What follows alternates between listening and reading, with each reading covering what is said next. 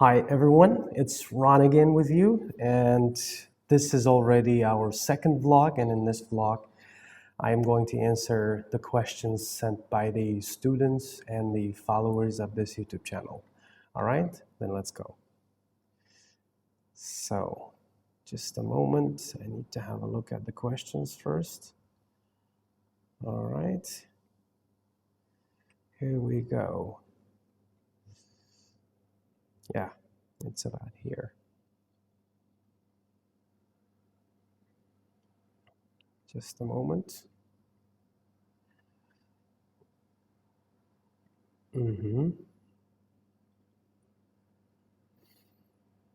Okay.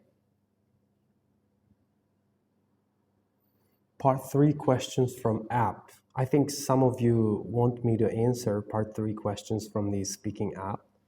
Yes, I can do this for you guys, but it would be better if you send me the specific questions and I will try to answer them because we have a lot of questions there, 50 topics with on average 10 questions each within.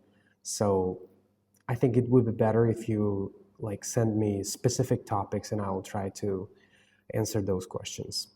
And I'm also planning to conduct some live sessions on Instagram, on YouTube, so that we can interact with each other during those sessions. So stay tuned.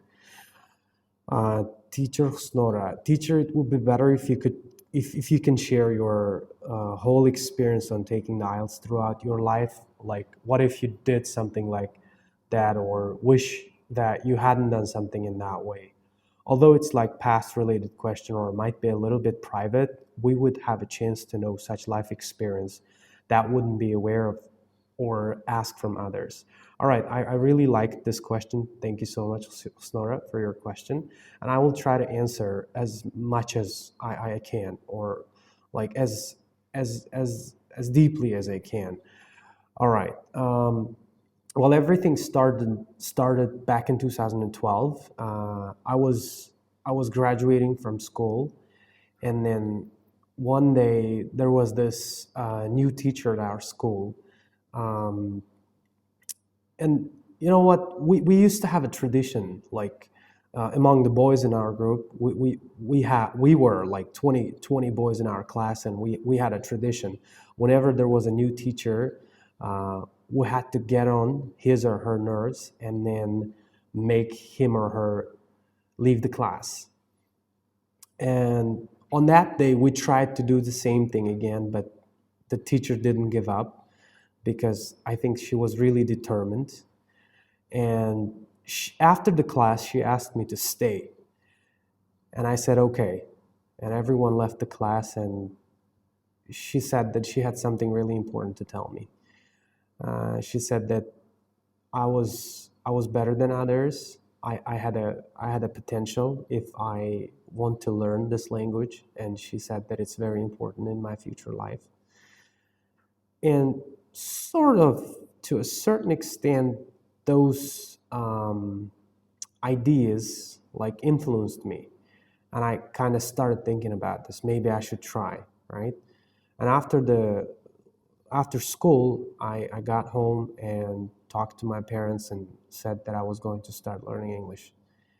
And I not by nature, I'm an impatient person. I cannot wait for something. If I decide to do something, I just do it straight away. I went to the market on that day itself and then bought a dictionary. It was a bilingual dictionary, Uzbek English dictionary.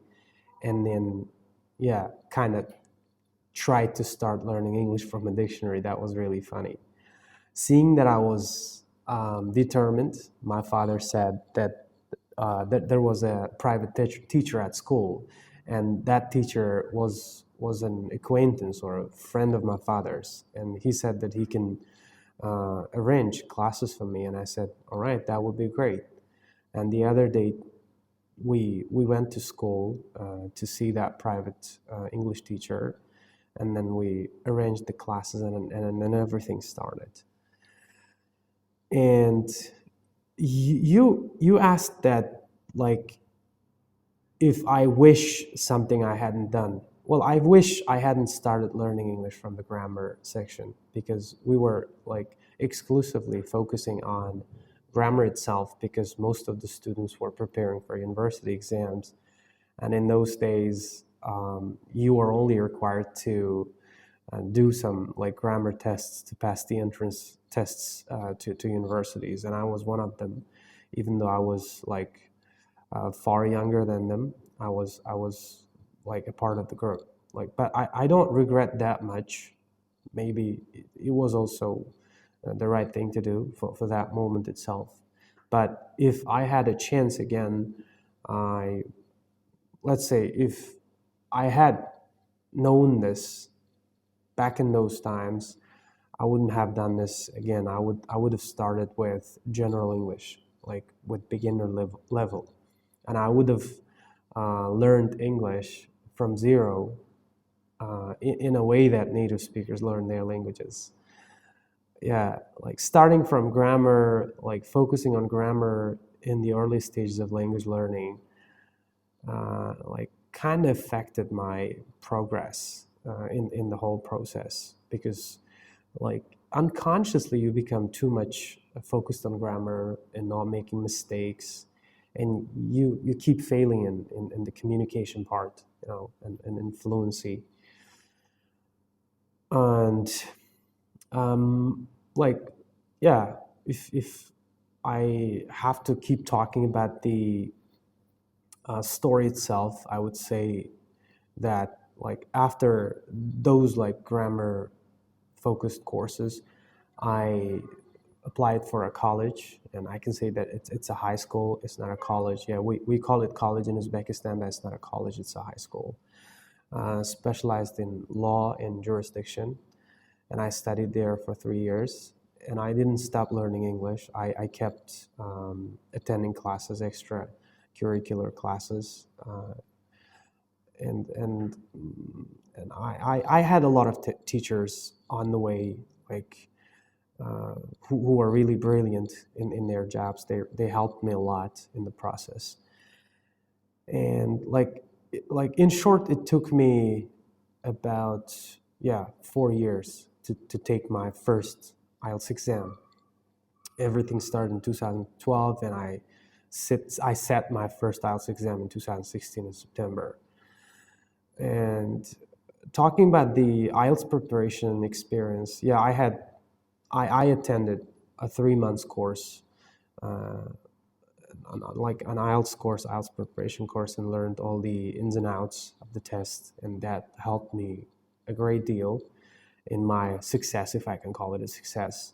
Well, it was in, yeah, 2016, in September. I sat my first exam, and after 13 days, the exams, like exam results, were released. And I can say that they were really shocking, because I was expecting 6.5. And I was like, from time to time, dreaming about 7. And to my amazement, when I opened that message with the results, I saw that the overall score was 7.5, with 8 in listening and triple sevens in speaking, reading, and writing. I really liked the result, and I was really happy, and that motivated me to keep going, and I did, right? And after a year, I started to teach and prepare students for IELTS, and that was the beginning of my journey as an IELTS instructor in 2017. And like scoring 7.5 at the first attempt, and teaching students, preparing students for IELTS a year, like boosted my confidence, and I decided to resit the test in 2018, like expecting an 8. Yeah, that was my dream those times. And yeah, I did that. I took the test in 2018 in March, but the results didn't, like I wasn't satisfied with the results. I scored 7.5 again. Like that was really shocking for me, because like it took me so much time to accept this, because the most shocking part was like writing, In my first attempt, it was 7, and in my second attempt, it was 6.5. And another thing was listening. I scored 8 in the first attempt and 7.5 in the second attempt. But it wasn't all that like bad news, because I can say that I could improve my speaking and reading, because my first reading score was 7 and I increased it from 7 to 8.5. And when it comes to speaking, I scored 7.5 in my second attempt, but the overall score was 7.5 again. And as they say, both like failure and triumph can motivate you further. Like, I didn't take this failure very seriously. I thought that it was a calling. It was a message that I should I should keep trying, keep learning. It showed that there were a lot of room for improvement, and I just kept working on myself again, and decided to take the test in 2018 itself, in September. And this time that was really cool, and I scored that my dream band score 8, with 9 in reading, 8.5 in listening, and 8 in speaking, and 7 in writing. And in this attempt, I was very close to 8.5 in 2018. Yeah, like I was half a band score away from 8.5, and a lot of my friends said that I should apply for EOR, but I didn't want, because I really liked that 8. I was satisfied, and yeah, and that also motivated me to keep going. And yeah, that 8 helped me a lot in my like teaching career and in my confidence, right? It showed me that I can do something. I can change my score. I can improve my English if I keep trying. And after about 5 minutes, like about 5 minutes after I received my results, I set a new goal for myself. I said that I have to score that 8.5. And it took me another 2 years to uh, realize that dream. Um, it was in 2020, in December, I decided to sit the test again. I exactly remember. I remember the exact date. It was the 16th of December, and that was my very first CD IELTS experience. And like on the test day, everything went smoothly, and I really liked the experience itself, and I felt that I aced the test, and I knew that my score was going to be 8.5, because I was sure that my reading and listening was 9 and writing was 8. I didn't know a lot about speaking, because it was my very first experience in like in sitting a speaking exam via Zoom. So yeah, like because it was CD, I didn't have to wait for 13 days, but it was about 3 or 4 days. After 3 or 4 days, I got my results, and that was 8.5. Like 9 in reading, 9 in listening, and 8 in speaking, 8 in writing. Unfortunately, after this score, I became a little bit complacent, thinking that this is the highest that I can do, and I stopped taking the tests. And now it's 2013, like 2023, and it's already been 3 years since I haven't taken, since I have, since I like took IELTS test for the last time. My IELTS certificate has already expired, and motivated by the result 8.5, I decided to draw my own like infograph, or how can I say, timeline for IELTS and language learning experience. You can find this timeline in my Telegram channel in the earlier posts. And I decided to sit the test again. And yeah, I can say that I'm taking the test at the end of April with both like British Council and IDP. Well, I was going to keep this secret, but I thought that, like, what's wrong with telling people that I'm taking the test? So I decided to like tell you guys that that I'm taking the test again. And I kind of came to conclusion that I have to keep taking the tests over and over again. And I kind of set myself a goal, an ambitious goal. I am going to like take the test over and over again until I am bored of scoring 9.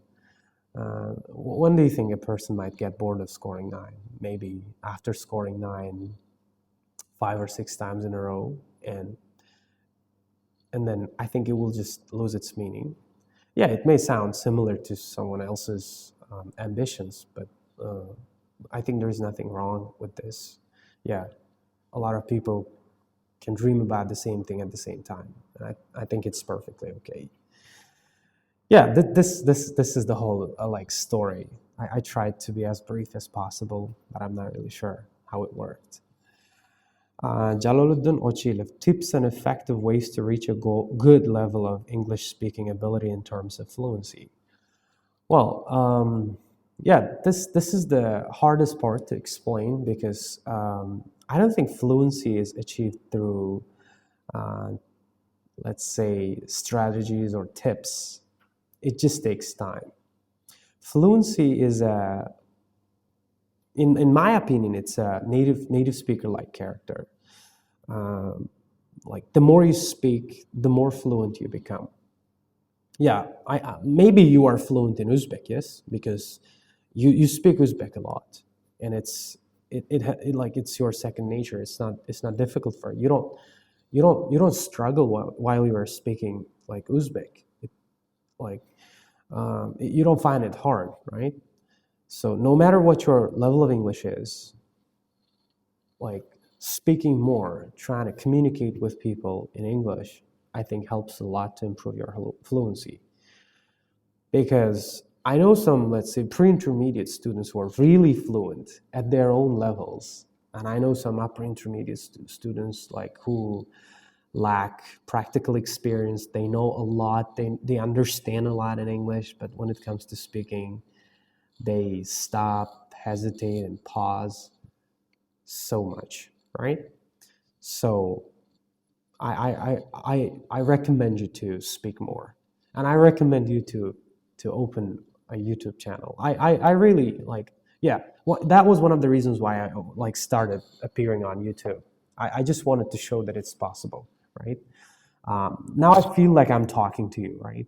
So now in this room, I don't have a partner. I don't have any like there isn't anyone except me, right? But I am speaking now. I am trying to use my English, and this helps a lot to improve my fluency. Um, Writing-ni improve qilishni o'rgating, Nargiza. All right. So when it comes to writing, I guess like there are 3 important things you need to consider. The first one is meaning. The second one is like order and structure, we can call it. And the third one is English. So what you write needs to be meaningful to the reader. But that's the first thing. And the other thing, it should be ordered so that the reader will not find it difficult to follow your arguments and understand the context, right? And the third thing is language. When I say language, I'm referring to grammar and vocabulary. And I think everything should start with the language thing, the language aspect, right? Because the other two are heavily dependent on this one, right? First, you need to make sure that you have reached a certain English level at least. I think it should be intermediate. You should complete the intermediate level successfully. You shouldn't rush. You should take your time, right? And it's more of a related to grammar than vocabulary, I think, because grammar is all about building accurate sentences. If you're able to build accurate sentences, then you will think about its meaning. Then you will think about how to join your sentences. This brings the idea of order in our writing. So to make it clear, I would say that the first thing you need to do is to make sure that you have at least intermediate level of English.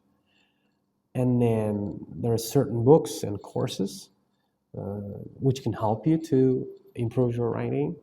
Yeah, I think the best way is to find a tutor who knows, like, who understands writing itself and the way how it's like supposed to be taught. And you should you should receive feedback on your weak points, and you should work on them.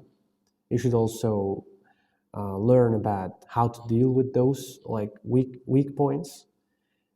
And I think this will have an impact. This will have a positive impact on your writing. Odal, imitating daily to native English speaker was one of the ways Nur Muhammad bro suggested. Yeah, yeah, like for speaking, for fluency, imitation helps. We call it imitation or shadowing, right? You find a native speaker of English who usually speaks on broad range of topics. You can do it on YouTube. You find the native speaker, play the video, and turn on the subtitles, and you listen to the speaker and should imitate that speaker. I mean, you should copy. Like whatever he says, you should repeat in the same manner the native speaker does it, right? And like, but it's not a short-term solution, it's a long-term solution. It takes a lot of time to, how can I say, steal that way of speaking. So you need to be patient again here. At least it takes at least 2 or 3 months to see the first result of this like activity. I think that's all for the questions from Telegram, and now I will try to have a look at YouTube. If there is, I just want to make sure that if there are any questions in the comments section.